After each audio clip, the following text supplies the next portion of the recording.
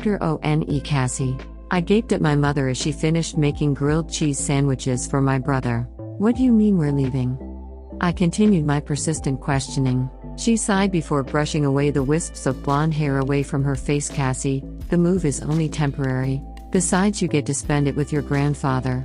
I stared at her like she was crazy. Mom, Papoose died when I was 3. She avoided my eyes and started washing the dishes. Not your father's father, Cassie. My father. My eyes widened. Your father's still alive? We have another grandfather? Why didn't I know this? She continued to avoid my eyes. It's complicated, Cass. But I protested. Enough, Cassiopeia Dimitriou. She gave me a look and I shut my mouth. I am very sorry that I never told you before about your grandfather, but it was a decision your father and I made before you were born. I think this will be a great opportunity to learn about my heritage, not just your father's heritage. Aries, she yelled, lunch is ready. My 9-year-old brother ran down the stairs in excitement. I smiled because he looked just like my father at the moment. It was funny to me how much we took after each parent. My brother is the exact replica of my father, right down to his dimples. The only thing that he doesn't share with my father is his eyes. He has mom's brown eyes. I, on the other hand, was told I look just like my mother except when it comes to my hair and eye color. When I was still developing, my genes never picked a color, therefore leaving me with reverse ombre hair color, blonde from my mother and brown from my father. On top of having weird hair, I also inherited weird midnight blue eyes from my father. Now normally a girl would be ecstatic when they had colored eyes, but my eyes are a pain. Every emotion I experience results in my eyes changing from blue to violet. I am constantly annoyed when people ask which brand of contacts I use only to get my hair done. Start packing, Mom said, bringing me out of my thoughts. We're leaving tomorrow. Hello everyone. I'm sorry for the long wait. Update coming soon. The next chapter is even better than the first. Comment what you think will happen in the future with this story. Keep in mind, Cassie and her brother's name are very important. Papoose means grandfather in Greek. I'm sorry if I butchered the Greek language. That was not my intention. Please correct me whenever I write something wrong in Greek. Chapter 2. Rhys. Knock, knock, a feminine voice said before poking her head in my office door. I smiled at my mother's silly antics and paused my typing temporarily. Yes. She gave me an anxious smile. Hey sweetie pie, can we come in? I lost my smile as my parents, Beta, and third in command walked into my office. All 4 of them dared their next to me in a sign of respect before sitting down. Matt, my Beta, was the only one that remained standing. What is this? I asked while taking my seat. I didn't know we were scheduled for a meeting today. We weren't. My dad's gruff voice said we're here because we have some concerns. I raised an eyebrow. What kind of concerns? Mom stood in front of Dad, wringing her hands together anxiously. Not concerns, Rhys, just questions. Alpha, Matt stepped forward. My mate has heard chatter in the pack regarding the new alpha female. I stiffened and released a low growl. My third stepped forward. My mate as well. Alpha, and what is this chatter about? I said through clenched teeth. What are they saying? They are afraid that since there is no alpha female, that other packs will see us as weak and attack. Dad said, looking straight at me. They aren't wrong to assume that. I looked away. They can assume anything they like. I am the alpha and have their best interests in mind. And so far, they have been well taken care of. He sighed. Rhys, it's been almost 3 years. If you had a mate, don't you think? I shot him a look and roared, don't finish that. Mom flinched. Honey, your father. I growled at her and Dad stepped forward. Enough, Rhys, Dad growled. I think it's time to start considering one of the mateless women as your mate. It's best for the pack. What about what's best for me? Your own damn son. I looked at my Beta and third, get the hell out of my office and go control the stupid gossip. They're next at me. One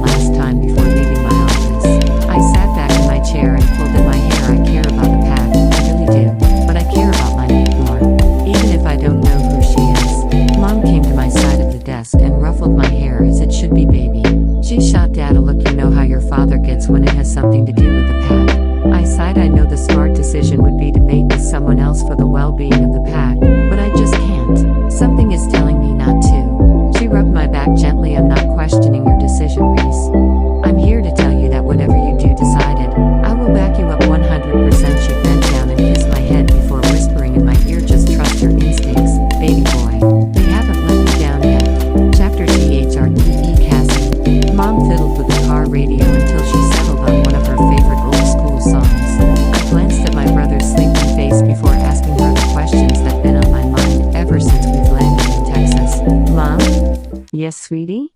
She asked. What is your father like and why are you dropping us a block away from his house?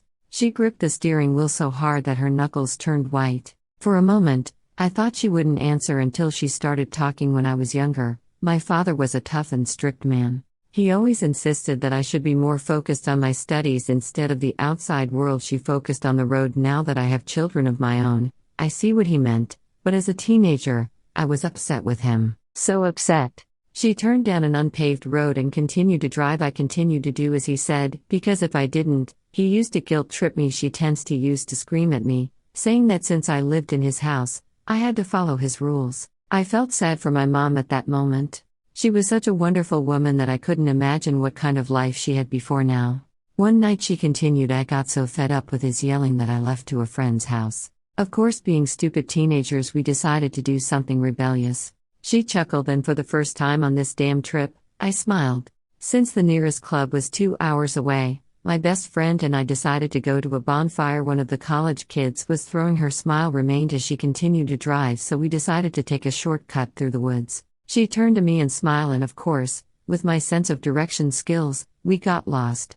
I chuckled. Mom's direction skills sucked. My favorite memory as a child was when my father decided to teach my mother direction skills with just a map and a compass. I loved watching how patient he was with her even after she kept getting us lost. After an hour, she continued, we started getting worried. It was dark and there was reports on the news about recent wolf attacks. Then suddenly we heard a wolf howl. I sat up straight in my chair, enthralled with her story. And being the idiots we were, we ran. We chuckled and I saw Mom's fingers relax. After a couple of minutes, we stopped for a break, near where we started. When we heard a twig snap, she shook her head, and at that point we were so freaked out that we started screaming at the top of our lungs. She pulled to the side of the road and parked the car. As soon as we started screaming, a handsome guy with brown hair and the prettiest midnight blue eyes I've ever seen came from behind a tree and asked if we needed help. She raised an eyebrow. Have any idea who might that be? Dad. He escorted us home. My friend first and then me. She sighed dreamily. During our little walk, we played 20 questions. If I'm being honest, it was love at first sight for me. I chuckled. Well, apparently the feeling was mutual. I pointed to my brother and myself. If it wasn't, I don't think we would be here right now. She shot me a look. Anyways, I was having so much fun that the walk home came and went so fast. I found myself wanting to stay with him, but sadly, I knew that wasn't possible. She shook her head. I was thinking, this guy is too perfect to be true, or this guy is way hot to not have a girlfriend. I chuckled, but she ignored me and continued her story. Imagine my surprise when he leans forward and kisses my cheek, promising me that he'll see me soon. Ooh, I laughed loud enough that my brother woke up from his nap. Dad was a smooth talker. Mom shot me a look. He was not. He was just being sweet. I rolled my eyes and she shook her head before climbing out of the car. I jumped out too and managed to unclip my brother's car seat. He ran out excitedly and started jumping up and down. Are we there yet? Almost, baby boy. She turned and handed me out bags. Your grandfather's H.